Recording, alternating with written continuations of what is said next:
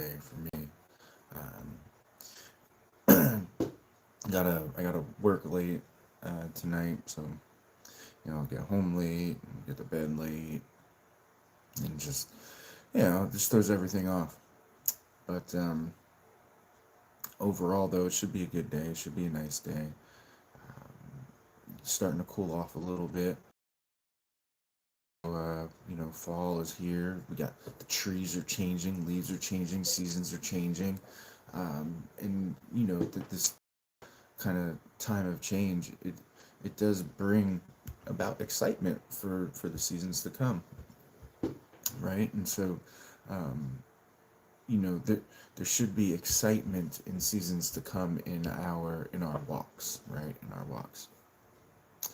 And so we're in a study of Colossians chapter 2, and we are, um, finishing up. We're towards the end here and picking up in verse 18. Colossians 2, chapter 2, and verse 18. Let no one disqualify you, right? Let no one disqualify you. We can resist it. We can choose not to fall into these traps and snares, insisting on asceticism, and that means torturing yourself, essentially, and worship of angels, okay? Instead of worshiping Christ, worshiping um, the tree spirit and the moon spirit and the sun spirit and um, uh, these uh, lesser beings, which all these different spirits, those angels are demonic. Okay, that's demonic. And then he says, going on in detail about visions puffed up without reason by his sensuous mind. Right? Our minds are sensual, right? They chase feeling good, and it feels good to want to believe in a tree spirit and have this relationship with it, right? It feels good that's a sensual mind. It's not a spiritual mind. Okay, and then he says, and not holding fast to the head, that's Christ, from whom the whole body, nourished and knit together through its joints and ligaments, grows with the growth that is from God, right? That is from God. The church grows from God. Okay, and that's where we need to be. Then he says, if with Christ you died to the elemental spirits of the world. Now, all these things of the world are controlled by, hey, you? Hey, you got me on that one. Um, is these elemental spirits of the world? Um, it, they're demonic, you guys. They're demonic, okay? And those things that are worldly are controlled by the enemy, and he uses that, right, to attack the sensual mind, right? And so there is, the spirit and the flesh are at war with one another, and sensuality, that feelings, those feeling, and I don't just mean, feeling of love and feeling of mad. I mean feelings that are released through your mind, but through your brain, right? See, with feelings comes different endorphins, and so that's where that sensual, that feeling to the mind comes in, that sensual mind. So those elemental spirits, those things, those demonic forces cling to those and use those against us. Why? As if you were still alive in the world, do you submit to regulations? And a lot of times they're in regulations. Yes, that's true, Jay Mara. That is true. Um, I wasn't always a pastor. Wasn't always a pastor. Um, Hi, Stinson. And so these things can be found in, right? So, as if you were still alive in the world, do you submit to regulations? See, there those regulations, and he's going to get into them, of asceticism, those regulations of food and dietary regulations, things that Christ did away with, okay? Things that Christ did away with. and yet we still fall back on them, right? We still fall back on them to make ourselves feel special because we uphold to this regulation. And so we put ourselves under these regulations of elemental spirits of the world, right? And we do that, and it shows something to somebody, right? But it is showing them being trapped and snared, right? It's showing being trapped and snared. So why do you submit to regulations? And then he says in quotes, do not handle, do not taste, do not touch. See that this the false teacher, and I do believe, since it's in quotes, Paul is talking about a specific false teaching or false teacher, um, and so um, it is this teaching or this teacher is using these regulations to trick the church into following something that is not of Christ, and it's using it, using these regulations and using, uh, I think, Old Testament law, right, to disguise itself as something that's righteous, and it's not, right, and it's not. And so, do not handle, do not taste, do not touch, referring to these things that all perish as they are used, according to human precepts and teachings.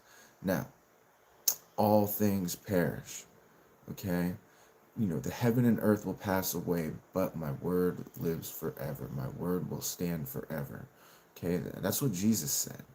And so these um, these teachings, right? These teachings on things that pass away, these things that perish, um, they make you um, feel sensual mind as if you are righteous, right? They make you feel as if you are righteous. However, um, they are not righteous. I did do a video on tattoos. Cannot. I did do a video on tattoos. You can find it. It was a while back, but it's in there. It's in the videos, and um, it's a long discussion, and I did it in about 15 minutes. But if you go to First Corinthians, that you know all things um, all things are lawful, but not all things are expedient, right? And so in the Old Testament, it does say, "Do not mark your body," but Jesus in the New Testament and Paul, all things are lawful, but all things are not good, or all things are not expedient. And so it, I would say, you know, if the Holy Spirit puts it on you, and what is it going to be used for, right? And so is your tattoo going to be used to glorify God? Is it for you or for God, right? Is it for you or for Christ? And so in that, you have to weigh that and balance that, and walk in the spirit, not in the flesh. Because ultimately, since we're talking about sensual things and asceticism and things like that, their endorphins are released when you get a tattoo, through that pain that comes with it, right? And so, when you get a tattoo, you earn it, right? Well, first you have to pay for it, so wherever you got the money to do it, but sitting through it and the pain that goes along with it, you earn it, right? You earn it. Hey, Chanel Carter. um, and so, like, it and it does release endorphins and things like that. And so there is a you do we do Christians need to be um, mindful that we're walking in the spirit.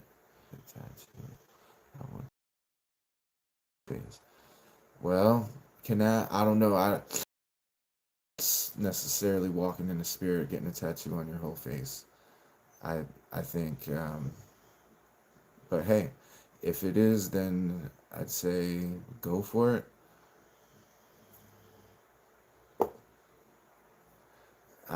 Anyway, so those things, according to human precepts and teachings, right? And those human precepts and teachings pass away, right? That's one way to spot them. Now, you know, Jesus, and since they're using this idea of food, um, you know, Jesus in Mark chapter 7, and picking up in verse 19. Actually, let's go. He saith unto them, are ye so without understanding also? Do ye not perceive that whatsoever thing from without entereth into a man, it cannot defile him? Whatever come from outside a man cannot defile him. Then he says, because it entereth not into his heart, but into his belly, and goeth out into a drought, purging all meats. So again, back to the tattoo, right? What is it coming out of? Okay, what is it coming out of? What part of the heart is it coming out of? Is it coming out of a spiritual heart or a sensual heart, right? Um, because it beareth not into his heart, because it entereth not into his heart, but into his belly, and goeth out into the drought, purging all meats. And he said, um, to that which cometh out of a man, that defileth the man. So talking about, oh, I want to get a tattoo on my whole face. What's coming out of you? You're just defiling yourself when you say stuff like that. And the joke about the rabbi, you're just defiling yourself with that. Look at what's coming out of you, right? Look at what's coming out of you. Um, then it says, defileth the man. For from within, out of the heart of men, proceed evil thoughts, adulteries, fornications, murders, thefts, covetousness, wickedness, deceit, lasciviousness, an evil eye, blasphemy, pride, foolishness.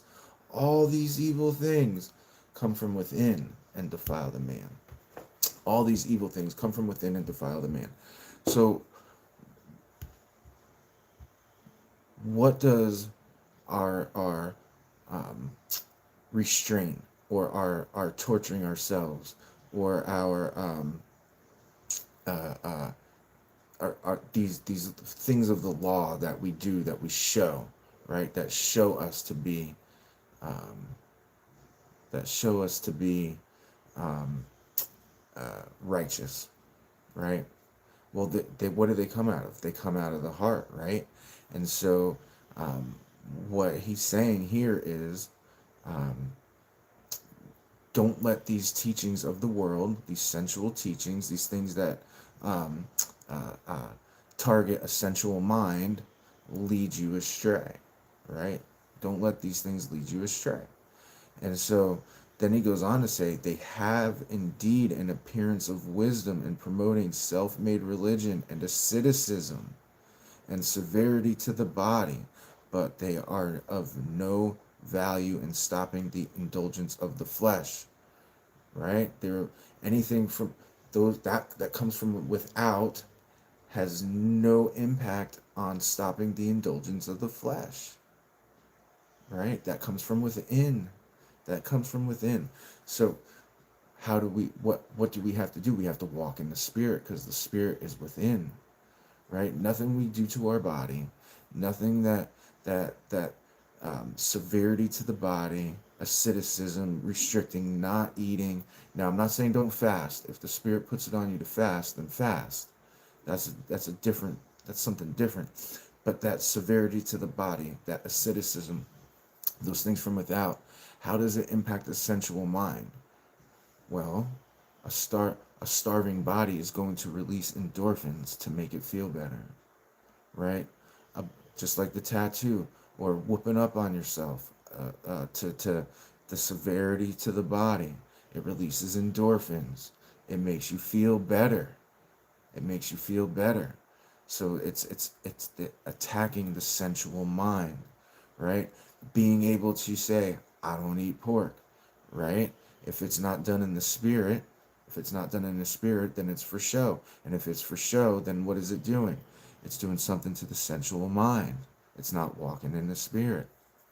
Then, so that in chapter 3, verse 1, he says, and this is our defense against these armies of Satan, these traps and snares, these elemental spirits of the world that target the sensual mind. If you then have been raised with Christ, seek the things that are above, where Christ is, seated at the right hand of God. Don't seek the things of the world. Seek the things to feel better. Seek the things of the Lord, right? Seek the things of the Lord. If you have been raised with Christ, seek the things that are from above, right? Seek the things that are from above. And so, what am I seeking? What are you seeking? What do we seek? Right? Do we seek to feel good and satisfy our sensual mind? Well, yeah, at times we all do. We all do. Nobody, anybody, the spirit and the flesh are at war with one another, right? And so there is this thing called the human condition. And so like some of these things that people say on here, like that's all human condition, right? And out of the heart, we know what they are, right? The the it comes from within. That which defiles the man comes from within, right? And so yeah, we all do things that defile us because they come from within, and the flesh is still in there, right? We're not totally sanctified to unto glorification yet. We're still walking through this life of sanctification, becoming perfected, becoming more holy.